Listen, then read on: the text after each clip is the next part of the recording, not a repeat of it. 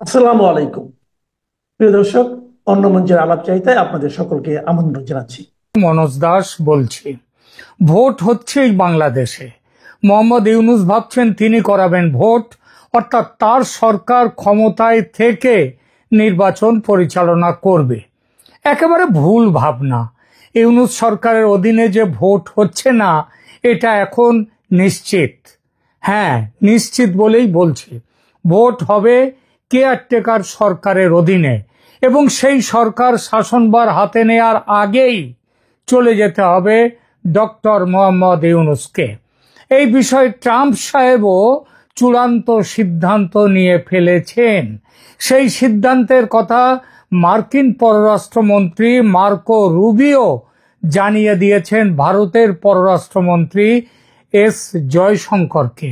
আর যে মোহাম্মদ ইউনূসকে যে আমেরিকার প্রশাসন আর কোনো গুরুত্বই দিচ্ছে না, সেটাও প্রমাণ হয়ে গেল যে পাকিস্তানের প্রধানমন্ত্রী শাহবাজ শরীফ এবং আসিম মুনির জেনারেল ফিল্ড মার্শাল তার সঙ্গে 1 ঘন্টা 20 মিনিট বৈঠক করেছেন হোয়াইট হাউসে বসে president Trump, vice president JD Vance, Marco Rubio, তারা মার্কিন পররাষ্ট্রমন্ত্রী মার্কো রুবিও।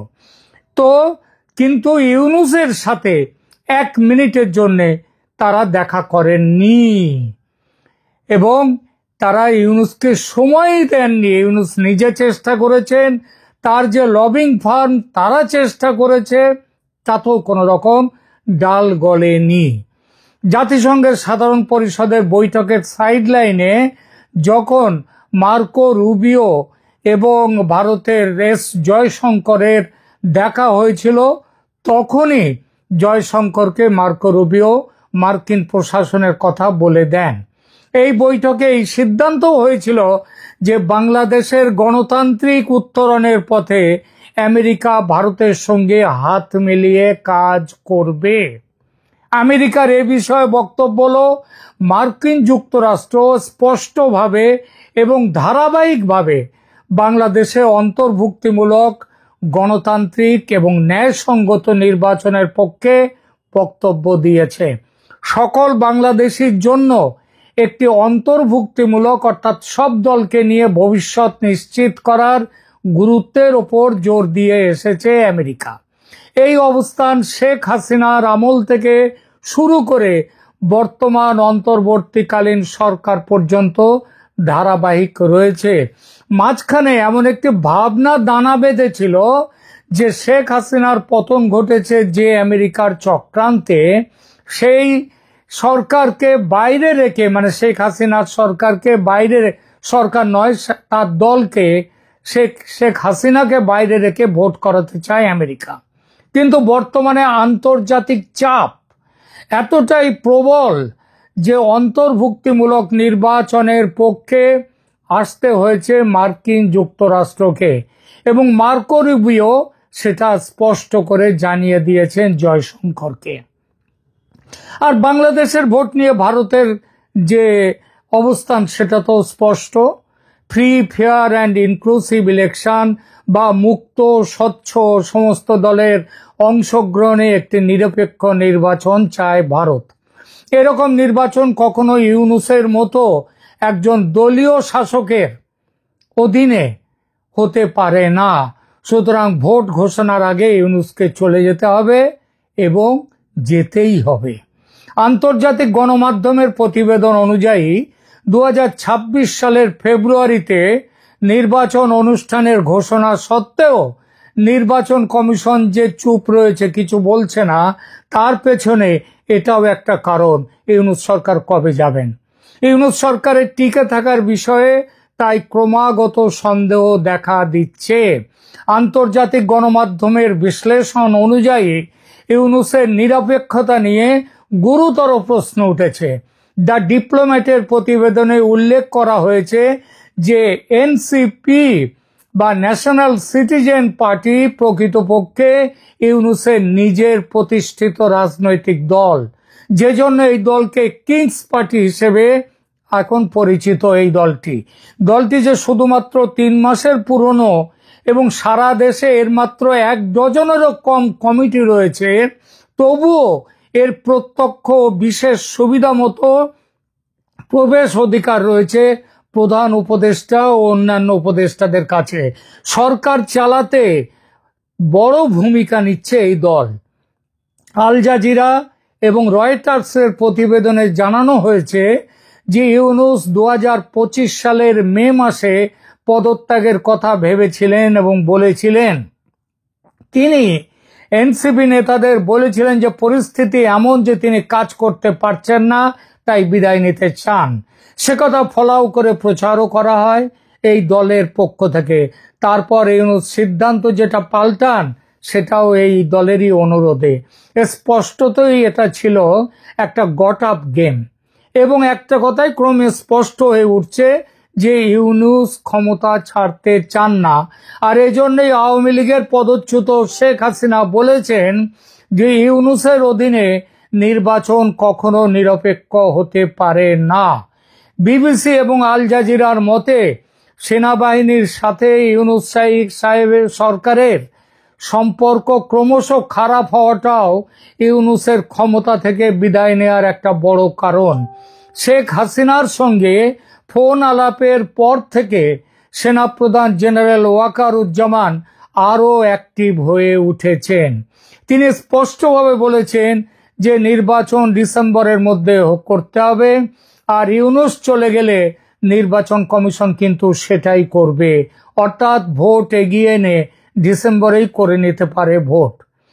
ইউনূস এবং ওয়াকারের ভেতরকার এই ঠান্ডা যুদ্ধ পরিস্থিতি ইউনূসের সরকারকে আরো নাজুক করে তুলেছে এবং ইউনূসের সরে যাওয়ার দাবি ক্রমেই জোরালো হচ্ছে এবং চলে তাকে যেতেই হবে এই অক্টোবরের মধ্যেই, যাতে ডিসেম্বরে ভোট করা যায়। এই দাবিকে প্রতিষ্ঠা দিচ্ছে কেয়ারটেকার সরকার ব্যবস্থা নিয়ে বাংলাদেশের রাজনৈতিক দলগুলির অবস্থান। এই দলগুলি কেয়ারটেকার সরকার ব্যবস্থার সমর্থক ছিল এতকাল। আজ যদিও তাদের অনেকের অবস্থানের পরিবর্তন ঘটেছে। তাদের কেউ কেউ চাইছে ইউনূস ক্ষমতায় থাকলে তাদের রাজনৈতিক সুবিধা, সুতরাং ইউনূসের নেতৃত্বে হোক নির্বাচন। কিন্তু পুরনো দাবির ভূত যে ছাড়ছে না তাদের। 2024 সালের 17 ডিসেম্বর হাইকোর্ট পঞ্চদশ সংশোধনীর একটি অংশ বাতিল ঘোষণা করে কেয়ারটেকার সরকার ব্যবস্থা পুনর্বহাল করেছে। আদালত তার রায়ে বলেছে যে কেয়ারটেকার সরকার ব্যবস্থা বিলুপ্ত করা সংবিধানের মৌলিক কাঠামোর পরিপন্থী ছিল। 2024 সালের 17 ডিসেম্বর বিচারপতি ফারাহ মাহবুব এবং বিচারপতি দেবাশিস রায় চৌধুরীর হাইকোর্ট বেঞ্চ পঞ্চদশ সংশোধনীর 20 ও 21 ধারা অসাংবিধানিক ও বাতিল ঘোষণা করেছে। আদালত তার রায়ে বলেছে যে কেয়ারটেকার সরকার ব্যবস্থা বিলুপ্ত করা সংবিধানের মৌলিক কাঠামোর বিরুদ্ধে এবং গণতন্ত্র, অবাধ ও সুষ্ঠু নির্বাচন এবং বিচার বিভাগীয় স্বাধীনতাকে ক্ষুণ্ণ করেছে। এই রায়ের ফলে সংবিধানে কেয়ারটেকার সরকার ব্যবস্থা পুনর্বহাল হয়েছে এবং সংবিধান সংশোধনের ক্ষেত্রে গণভোটের বিধান পুনর্বহাল হয়েছে। এই রায়ের বিরুদ্ধে আমি এই রায়ের ব্যাপারে আলোচনায় এক্ষুনি যাচ্ছি না, এটা এই আলোচনার বিষয় নয়। তবে এই রায়ের বিরুদ্ধে আপিল করা হয়েছে। বিএনপি, জামায়াতে ইসলামী এবং বিশিষ্ট নাগরিকদের পক্ষ থেকে দায়ের করা 3টি রিভিউ আপিলের শুনানি আগস্ট মাসে অনুষ্ঠিত হয়েছে। কিন্তু কেন এই রিভিউ আপিল? কারণ রায়ের খুঁটিনাটি বিষয় নিয়ে এই আপিল আদতে ইউনূসকে ক্ষমতায় দীর্ঘস্থায়ী করার পরিকল্পনা, নির্বাচন বিলম্বিত করার একটি চেষ্টা এবং ইউনূসের ক্ষমতায় থাকা এই দলগুলোর নির্বাচন জয়ের সুবিধা এনে দিতে পারে বলেই এই আপিল। এসব আপিল না উঠলে এতদিনে ইউনূসের বদলে কেয়ারটেকার সরকার এসে নির্বাচন করে সরে যেত এবং নির্বাচিত সরকার ক্ষমতায় আসতো, কিন্তু তা হয়নি এই আপিলের জন্য। আর তারপর এবং এই দলগুলো সেটা চায় না বলেই। আর তারপর নতুন সরকার এসে এটা তো করতেই পারতো যে ঠিক আছে এখন ভোটটা হয়ে যাক, তারপর কেয়ারটেকার সরকার আসুক, ভোট হোক, তারপর নতুন সরকার এসে চাইলে পুরো পঞ্চদশ সংশোধনী বাতিল করতে পারত। সেটা করেনি এই কারণে যে দলগুলো সেটা চায়নি এবং এখনো চায় না যে ইউনূস সরকার বিদায় নিয়ে কোনো নিরপেক্ষ সরকার আসুক। এজন্যই আপিল শুনানি পিছিয়ে যাচ্ছে।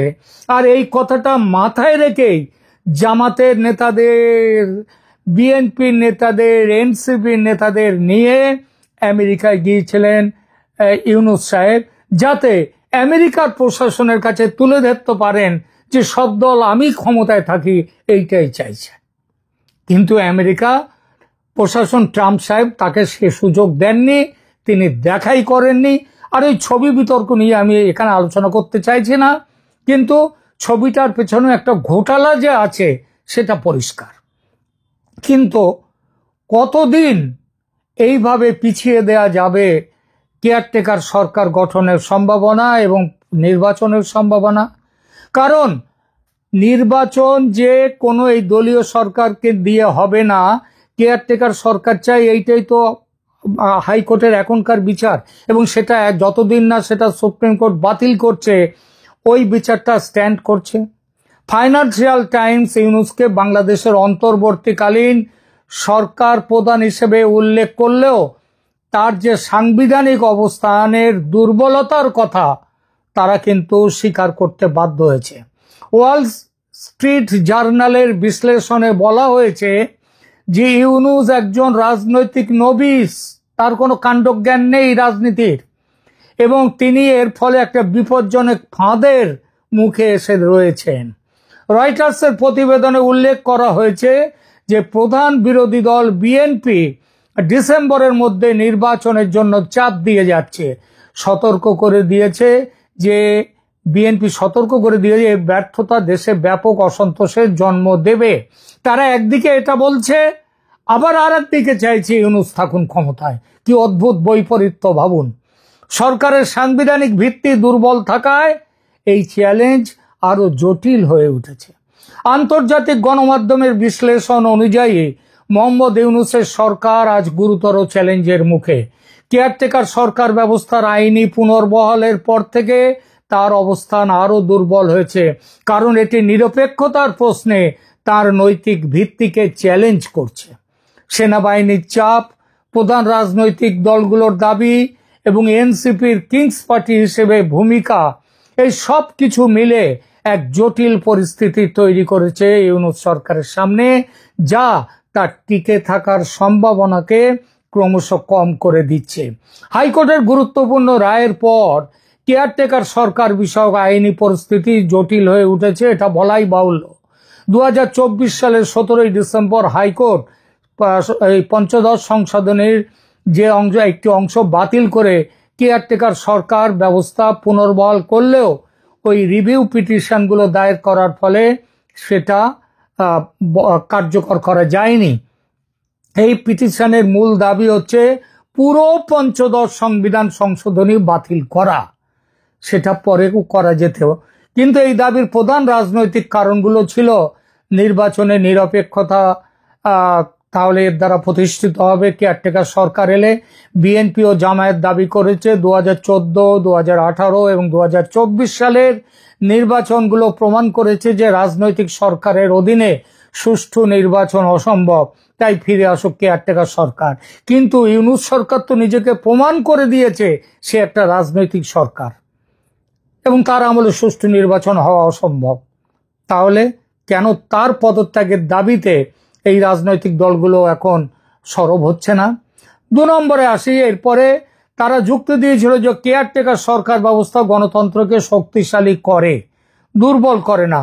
তাই যদি হয় তাহলে এখন কেয়ারটেকার সরকার দ্রুত স্থাপনের জন্য তারা কেন কোনো কথা বলছে না? আর শুনুন, আর এই যে তারা কেয়ারটেকার সরকার চাওয়ার পেছনে আইনি কারণ ছিল 2011 সালের রায়টি ঘোষণার 16 মাস পরে স্বাক্ষরিত হয়েছিল, রায় বেরিয়েছিল স্বাক্ষরিত হয়ে, যার আইনি বৈধতা নিয়ে প্রশ্ন উঠেছিল এবং তারা তুলেছে। মৌলিক কাঠামো, কেয়ারটেকার সরকার ব্যবস্থা সংবিধানের মৌলিক কাঠামোর অংশ এবং এটা বাতিল করা অসাংবিধানিক, এটাই হচ্ছে তাদের কথা। 3 নম্বর, রায়ের বিরোধিতা করতে গিয়ে তারা 2011 সালের সংক্ষিপ্ত রায়ে 2টো নির্বাচন কেয়ারটেকার সরকারের অধীনে করার নির্দেশ ছিল, কিন্তু পরে ফাইনাল যে অর্ডার পূর্ণ রায়ে এই উল্লেখ ছিল না। কিন্তু একটি বুঝলে, একটু ভাবলে বোঝা যাবে বাংলাদেশের বর্তমান পরিস্থিতিতে এসব কথাগুলো হচ্ছে কসমেটিক চেঞ্জ। কসমেটিক চেঞ্জের দাবিতে আপিল করা হয়েছে, যে এসবগুলো আসলে কোনো বড় কোনো কারণ নয়। আপিল হয়েছে ইউনূসের সঙ্গে দলগুলোর বোঝাপড়ার দরুন। এই বোঝাপড়ায় আছেন দেশের প্রধান বিচারপতিও। সুপ্রিম কোর্টের আপিল বিভাগ প্রধান বিচারপতি সৈয়দ রেফাত আহমেদের নেতৃত্বে 7 সদস্যের পূর্ণ বেঞ্চ 2025 সালের 26শে আগস্ট শুনানি গ্রহণ করে। আদালত 21শে অক্টোবর 2025 তারিখে চূড়ান্ত শুনানির দিন নির্ধারণ করেছে। প্রধান বিচারপতি আহমেদ বিচার প্রক্রিয়া বিলম্বিত করার উদ্দেশ্যে একটি সাংবিধানিক প্রশ্ন হঠাৎই তুলেছেন। সেই প্রশ্নটি হলো, কেয়ারটেকার সরকার ব্যবস্থা পুনর্বহাল যদি হয় তাহলে কখন বা কবে থেকে তা কার্যকর হবে? এই দাবি তো কোনো আপিলে ছিল না। হঠাৎ করে এমন একটি প্রশ্ন কেন উত্থাপন করা হলো? সন্দেহ করার যথেষ্ট কারণ আছে যে এই প্রশ্নটি তোলার পেছনে ইউনূস সরকারের অধীনে নির্বাচন করার একটা ভাবনা আছে। অর্থাৎ এবারের ভোট হয়ে যাক, তারপর থেকে কেয়ারটেকার সরকারের আদেশ কার্যকর হবে, তাই নয় কি? সেটাতে জামাত, বিএনপি, এনসিপি দলগুলোর সুবিধে। কারণ ইউনূস তো তাদেরই লোক। নিরপেক্ষতার যে দাবি তাতে গুলি মারো। কেয়ারটেকার সরকার বিষয়ক আইনি লড়াই এখনো চলমান। হাইকোর্টের রায় একটি গুরুত্বপূর্ণ পদক্ষেপ হলেও চূড়ান্ত সিদ্ধান্ত এখনো আপিল বিভাগের হাতে। অক্টোবর মাসের শুনানি বাংলাদেশের নির্বাচনী ব্যবস্থার ভবিষ্যৎ নির্ধারণ করবে এবং এর ফলাফল মোহাম্মদ ইউনূসের অন্তর্বর্তীকালীন সরকারের ভাগ্য নির্ধারণ করবে, যদি অবশ্য এই শুনানি আদৌ শেষ হয়। বিচার ঝুলিয়ে রাখতে চাইছে জামাত, এনসিপি আর বিএনপির এক একজন তো এক এক রকম কথা বলেন। কিন্তু মোদ্দা কথা হলো, আন্তর্জাতিক মহল তাদের মতামত স্পষ্ট করে দিয়েছে। তা হলো, ভোটে আওয়ামী লীগকে বাদ দেওয়া চলবে না এবং নিরপেক্ষ ভোট করতে হবে। আর তাই চলেই যেতে হবে মোহাম্মদ ইউনূসকে। সেই যাওয়া দেরিতে নয়, এই মাসেই। স্বেচ্ছায় না গেলে তাকে টেনে নামানো হবে চেয়ার থেকে। এই নামানোর প্রক্রিয়া যে শুরু হয়ে গেছে সেটা বোঝা গেছে রাষ্ট্রপতি শাহাবুদ্দিন চুপ্পুর পত্রবোমা থেকে। বলা বাহুল্য, এই পত্রবোমার পেছনে সেনাপ্রধান কিংবা সেনাবাহিনী যে নেই তা হতেই পারে না, তারাও আছে। অতএব ইউনূসের দিন যে দ্রুত ফুরিয়ে আসছে, দেওয়ালে সেই লিখন স্পষ্ট। ইউনূস সাহেব দেওয়ালের লিখন পড়তে পারলে ভালো, না পারলে হয়তো দেশেই সারা জীবন কাটাতে হবে, আর সেটা অন্ধকার কারাকক্ষেই তার থাকার সম্ভাবনা। কারণ কম অপরাধ তো তিনি করেননি।